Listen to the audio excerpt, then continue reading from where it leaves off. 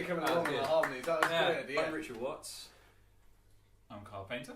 I'm Mark Fegan. So this is the second episode, and we're going to talk about first bands.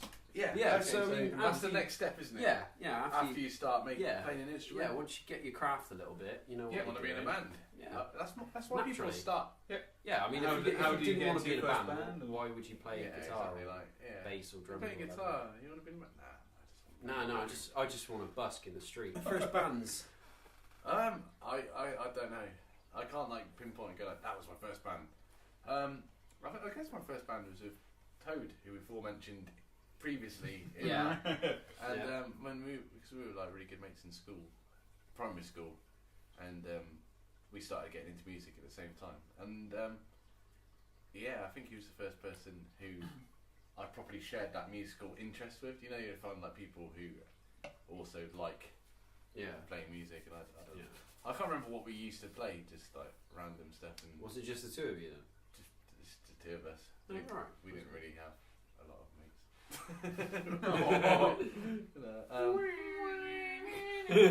No, we were like really good mates, so we just used to. I used to play guitar, and I can't remember what he used. I don't think he like had a drum kit at that point, or maybe he did. Did you just play bongos? I remember he had a keyboard.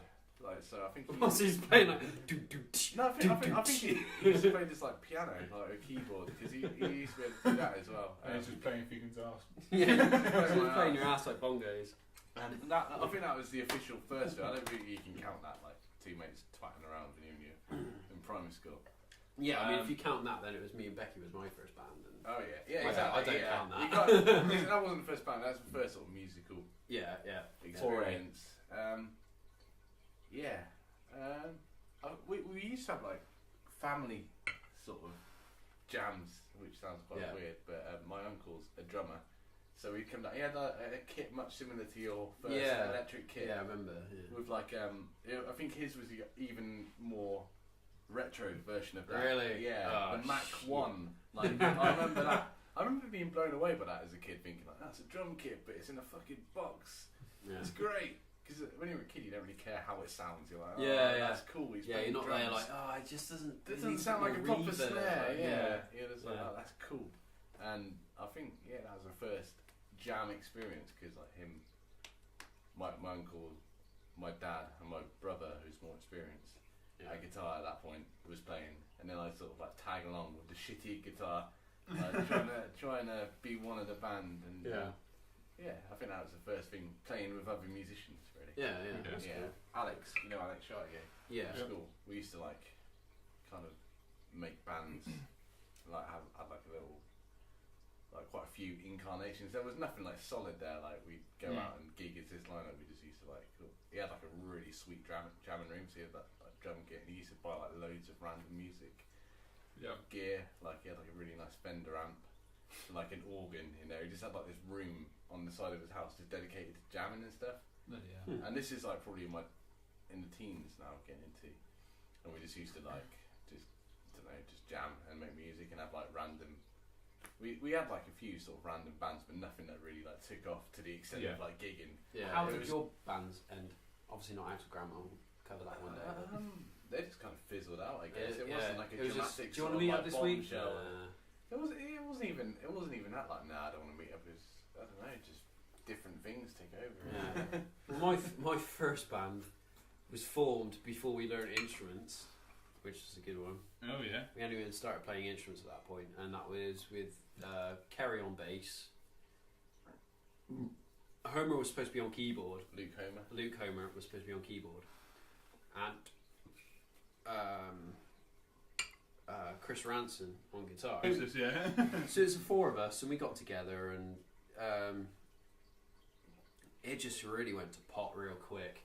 I remember when this was happening, really. Yeah. Kerry was first getting into like. Yeah, Kerry. It was so funny because Kerry kept on at me, and he kept going like, this is rubbish. You wanna come and try joining my band, Axel Grammar?" And I was like, nah, I don't know if I can get there and stuff. So I carried on. That me and Kerry were sort of like jamming, making songs together. We used to make really stupid songs together, I must say. Yeah, I forgot about this. Just me and Kerry, and we'd sort of sit in a room. And Kerry was only just started playing bass, and I was a bit more experienced. I've been playing for like don't know, about 4 years at that point or something, so I knew like Yeah. a bit more. But Yeah. so I was just playing like chords, and he was following me, just doing the root notes on bass, and I don't know, it was this really stupid stuff. Like you remember Chronic Crotch? Yeah, Chronic Crotch. I got a rash. Yeah, which is I about can someone. itch. Yeah, It's everywhere and it hurts it hurts like a bitch. And it's about someone having like a horrible rash on their Dick rash. dick rash. Yeah. And then so we made those sort of songs, Yeah. and then that's how. Yeah, I Kerry mean, was like telling you I about say, those. I started with this bloody band, and we had this list written out of songs that we were going to do. We were called Does It Matter, because we had this whole argument of what to call ourselves, and I said, fuck, does it matter? And then it was like, oh, yeah, that's great. So we stuck with it. We only ever learnt one song. We were together for about 3 months, and the whole of those 3 months we were just doing Funeral of Hearts by him. The most random And song. I still can't fucking listen to that song, even to this day, because all I can hear is Luke singing it really bad. And then Chris playing the guitar way too fast, and then me and Kerry playing it the way it's supposed to be played. And, you know, there was all these times where I'd have these massive speeches about, look, we're fucking this up, we can't even play one song, we've been together 3 months, and all this stuff. And it got really, really fucking tetchy by the end. To the point that I stormed off at one point. I'd had enough, and I just said, look, this is fucking bullshit, it's been 3 months, and you fuckers can't even play one song, this is fucking shit, you should all stop playing. The whole time, Luke, despite the fact that we got him in as the keyboard player, insisted on singing the vocals, and then got to the point where that's all he was doing was singing the vocals for this one song and not actually learning the keyboard. And because of that, it pissed me off. He was like, oh, you know, I'm trying to do the singing. I said, yeah, but you're not even on the fucking keyboard. You're the keyboard player, you're not the fucking singer. And I stormed off upstairs, and then he came in. I always remember it. He walks in, he goes, oh, Rich, and I'll quit the band. I was like, yeah, alright, fine, whatever. And then he walked off, and then apparently he did exactly the same to everyone else in the band. He went downstairs and he just said, oh guys, I think I'm going to just quit the band. And then walked out. Luke left. We wrote a song called LSD. That was the only thing that we did after he left. Was we wrote a song called LSD, and it was really weird. It sort of started off really... Do you remember the Om song from Red Dwarf? Right, yeah. Where it's like Om... yeah, we basically wrote a song like that. Right, okay. It was really weird. It started off really somber, and then it got really heavy, and then it kept doing that. And in the end, like, because I obviously left to join Axel Grammar, we went up to Chris, and he went, oh, so guys, when are we practicing next? And we went, it's over, dude. It's over. And that was it. That was the end of the band. Well, Comes you and up- Kerry said that. Yeah, we just me and Kerry stood there. And we're just like, it's over, dude. It's over. Well, how did he take it? And he was just like, He was like that? that's what he did. He just stood there looking really somber, and then he just said fatality and ran off. And then that was the end of the first band. At which point I was like, shit, that's the end of that, like. And obviously Kerry kept on me about, oh, you got to try this band, like, you know, oh, we're having a party, you should come along and play the drums, like. And I was like, oh, this just sounds like too much pressure. And you know, I didn't know Fegan very well at the time, and I was like, oh, I don't know, and I didn't know if I could get a lift. And in the end, I just sort of bit the bullet, and I went, fuck it, I'm not in a band, let's give it a go. So I went over to my dad, and I said, like I never asked Dad for a favour before that. I was like always really nervous and stuff, and I just went like, Dad, give me a lift over to Uli for a band, please. So and then just hide behind the door a bit quick, like, oh, shit. And he's like, yeah, all right. I was like, oh, okay, cool. And then yeah, we went over and we jammed on Tuma, wasn't it? Which was one of the songs we had That's at the another time. song Kerry written. Oh, yeah. Tastefully named, yeah. And I didn't really know the DD15 at the time, so I had this really weird clap snare. So it just sounds like people are clapping. Because we got that recording, didn't we? Yeah. And it's like... like that all the way through. That camera's just gone off. That one's And yeah, and it's got this weird clapping like sound. It's really annoying, but that was the... And I was just so excited, because it was like the first time I've ever worked on a song that wasn't somebody else's material, you know. It was something that we didn't write together at the time, but it Right. was something that was new music. You know, it wasn't something you could buy on a record, and it blew my mind. It really did. I remember just like going up to Millard with this fucking cassette tape. Yeah, Fucking cassette hell, tape yeah, we did record of the it. recording and being like, click, listen to this shit. This is fucking amazing, and and it just went from there. And I mean, that band lasted fucking years. Yeah. That was about 10 years in one form or another. Yeah, definitely, yeah. But yeah, I mean, at the same time as Axel Grandma, I also had a covers band with people about twice my age.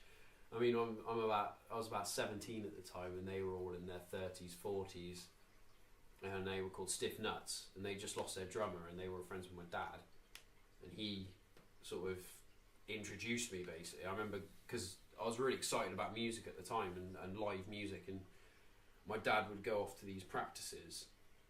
They were usually just up the road actually in Gloucester Docks, in I think it was like the like the boat club or something, sailing club or something. It's a little tiny ass pub, and of course I wasn't old enough to drink.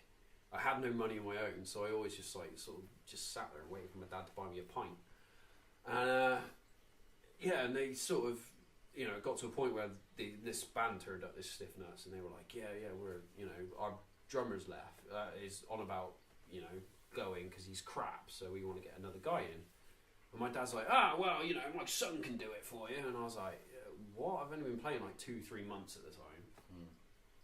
And I said, yeah, all right, I'll do it. But yeah, I mean, that was my first, essentially my first three bands. First taste, yeah. I mean, we had some other bits going on. Like, I remember at one point I was in a band with Nelmer and Luke. This was just before Axel Grandma. It was Luke on vocals again, me on drums, Dan Nelms on vocal and guitars, and Ashley Tollerton on guitar. Yes. We just played chop suey all night. Yeah. First little this bits. is going to sound like a broken record, but it was with Homer again, Luke Homer. He's a devil's advocate. My first experience with a band was effectively myself on bass. Do you remember Joe Isles? Mm-hmm. Yeah, he was on guitar. Luke Homer on keyboard and singing. Man, it's funny how he kept getting to that, isn't it? Yeah. Never did bad. I think He we also also had the platform to his singing. Yeah. That was his jumping bit. Like. Yeah, we had, I think we had Nelmer on guitar as well, and then we had Lizzie Krasinska on bass. On bass, drums. Sorry, drums. Yeah. We'd all like to forget. And the songs we were trying to learn were Pinball Wizard. Fuck Yeah. That's ambitious. No, it gets even better than that. Why It was an Evanescence song with the second one. Yeah, you're in this band. So effectively, in that one band, Lizzie Krasinska threw her shit out of a pram, basically. Literally. What, the drummer? Yeah. The drummer kicks off. She kicks off. Yeah. She's drumming. Yeah, she kicks off, and it basically ends at that point. So I'm like, right, okay, fair enough. So I think after that, it was a short time I was playing with Ash Trollerton and Nelmer. Vocals? No. That was just us three at that time. Oh, right. I actually then started with a proper band, which was Never Hurts. Yeah. Which is the first proper band. That was myself, Nelmer again, and his brother on drums. We then later on got a second guitarist in called Bozzy. We call Bozzy, let's say. And that was actually quite good for us because we played our own stuff, so it was never any covers music. It was all our own music. Just try and branch out. You don't want to just be writing music and shut yourself in a room because no one's going to hear it because you're shutting yourself in a room. You want to get it out there. You know. What I would always say is get into a group of people who have very similar like tastes and they want to get the same thing out of what they're doing. So understand what taste in music you have, but what I would always advertise is be open to what other people are playing. Don't just say, oh, this type of music is shit, so Yeah. I'm not going to listen to it, because there will be people in there which they'll make very good music in that section. Yeah. And listening to that might actually influence you and say, okay, if I want to write my own style of music, then okay, I can take influence from that and maybe put it into this sort of genre. Yeah. You can never have that complete shut off. I think you've hit the nail on the head, really. That's Yes, what I was so going to you've say. got to compromise and into it. Yeah, and it's always worth getting in with a group of people. Certainly, if you're with mates, it becomes a lot easier. Yeah. That you can just simply talk to them and say, okay, I'm really interested in this style of music, and maybe we can do this. Okay, we'll give this a go, see how it goes. So I think ultimately, play for the reason you started playing in the first place, and have faith in your own craft. Really, don't just compromise to what you think audience. That's important. Like, you might go like, oh, they say the audience is always right, but it's not always the audience is right. It's what you feel within inside. Because sometimes people will be. People are quite fickle. People can be quite fickle when it comes to what they like and what they don't like. So things which are popular now can become very unpopular in the next couple of weeks. But the thing is, you can't pander to expectations. You can't go like, this is what's hip. Let's do this. Just have faith in your own thinking. Like, if people like it, they'll like it. Like if you're doing like some weird fusion thing, as long as you dig it, just play music for the sake of playing music, and why you like it. If you like it, if it turns you on, if people are having fun playing it, go out there and then see what happens. And what you may even what find sort is of fans you attract. Some people might even just say, "Oh, yeah, that's new. I like the sound of that." Then music should. Certainly with social media nowadays, it becomes a lot more easier to become recognised, because people will start to trend certain things. They'll say, okay, this is quite interesting to listen to, exactly. Maybe have a listen to this band. But don't be scared if your music defies convention. I mean, music should be pushing boundaries by its nature. It should be evolving. But it's also the thing of, don't think that the first band that you're going to be in is going to be the successful one. Don't think that, oh yeah, this is my first band and we're going to make it, we're going to change the world. Because, to be honest, half the time it's not the case. You know, you listen to all of the legendary people, and they were in like a couple of bands. You know, sometimes one or two, sometimes hundreds. I mean, you look at Metallica. For James and Lars, it was their first band, I think. I think it was their first band, but not for everyone else. But for everyone else, don't get deterred by like, if your band, you don't think it's successful, don't think that's the fucking be-all, end-all, because that's not the case. There's always more musicians out there. Yeah, exactly. What I would also say is, if you're young, so if you're still in school, and there's a lot of other priorities which go on, so you have a lot of pressure with other schoolwork. If you watched the first video and you went, shit, I need to do that, and you went and learned an instrument, and it's a week later... so... and that first band didn't work out. So don't panic about it. Just plug away as the time permits you to do. What I would always suggest is don't rush. If you don't rush it, especially when you're around in school, you think you need to get out there fast and you need to do all like the X Factor and all that sort of shit. Don't bother with it. Just do it because if you're doing proper, I say proper, but if you're doing sort of band orientated music, the best way you are going to do it is if you take your time, you understand what you want to do and what the others in the same group as you want to do, and get out of what you're playing. And so take your time and then slowly build up the tracks, get good at the tracks that you're trying to do. Listen to any music. Don't fucking stay in like these blocks of like genres. Don't be like Don't be a metaler. Don't be a punker. Don't be a fucking. Don't say we're gonna be the next Pantera. We're gonna be the next Metallica. It's more of what you listen to as well. So be open-minded about what you listen to. And what you listen to will influence you. Yes. And don't let that one thing be an influence. Like one band. Don't broaden it. Yeah, and just enjoy what you are doing. Just between genres, even if you're playing metal, just listen to just anything. I mean, music's like a mysterious thing. I mean, like you can get inspiration. It's ever evolving. I think is the statement. You can get inspiration from something completely different. Like it doesn't have to be like I'm gonna listen to I don't know, I'm going to listen to punk, just solely punk, because I don't know. Yeah. Listening to music should be like Or even go nourishment for your, more like, specific music. and be like, I only listen to the Sex Pistols. And Yeah, that's it. exactly, yeah. Because that is just gonna push you to It's just going to end up being stunt your a growth Sex musically. Pistols I mean, like, clone. yeah, if you want to like expand Just a the covers music, band, effectively. if you want to expand as a musician, just listen to different things and think.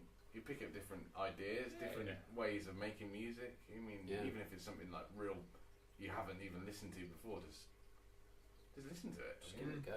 Yeah, it's like, Yeah, so You can always not like it. You can always just say that was rubbish. Move on. I mean, you even might find within your own genre, you'll like certain things, like even a song. So within an album, you'll say that song was brilliant, but that one didn't like it so much. Yeah.